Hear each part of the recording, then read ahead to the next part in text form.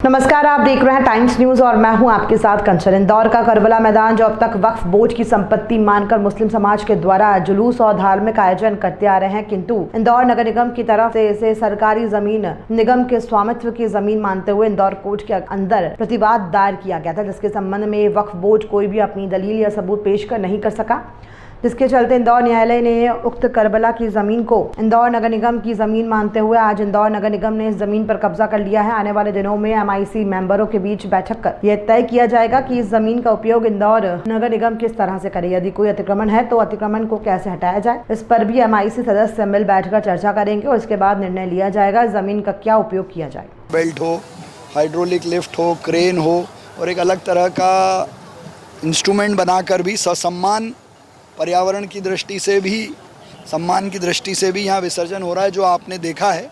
और ये अद्भुत भी है कि विसर्जन भी पूरे सम्मान से गणेश जी का हो। और शहर में ये एक बहुत बड़ा उदाहरण है पर्यावरण संरक्षण का कि जो हमारे नदी नाले तालाब हैं उसमें विसर्जन नहीं होने से बहुत बड़े स्तर पर जल संरक्षण में भी हमको लाभ मिलता है। क्या कुछ इस बार का रहा है? पूरी अपील बहुत सार्थक रही। 97 स्थान, मतलब पूरे शहर के 97 स्थान से लगभग 100% गणेश प्रतिमाएं घरों की, पांडालों की नगर निगम के पास एकत्रित हुई हैं।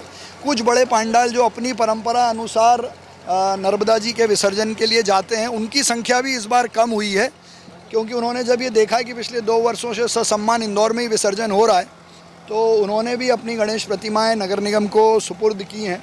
तो मुझे लगता है कि इस बार 95% विसर्जन नगर निगम के माध्यम से ही हुआ है। नहीं, इंदौर नगर निगम को स्वामित्व माननीय न्यायालय ने घोषित किया है। उस आधार पर इस जगह का हमने दौरा किया है।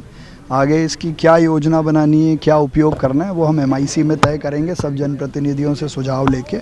लेकिन ये एक ऐतिहासिक फैसला है नगर निगम के हित में, और इस दृष्टि से भी ऐतिहासिक है कि वक्फ में जो संपत्ति रजिस्टर्ड थी उस रजिस्ट्रेशन को गलत मानते हुए माननीय न्यायालय ने नगर निगम के अधिकारों का संरक्षण किया है। और इंदौर की प्रगति में ये मैदान उसकी प्रगति में बड़ा वाहक बनेगा, ऐसा हम विश्वास रखते हैं। और इस लड़ाई को लड़ने वाले कोर्ट में नगर निगम का मजबूती से पक्ष रखने वाली लीगल टीम का और बाकी भी जो लोग इस सब से जुड़े रहे, मैं उनका भी धन्यवाद और अभिनंदन करता हूं। हमने आज मौका मुआयना किया है, आगे इसकी योजना बनाएंगे।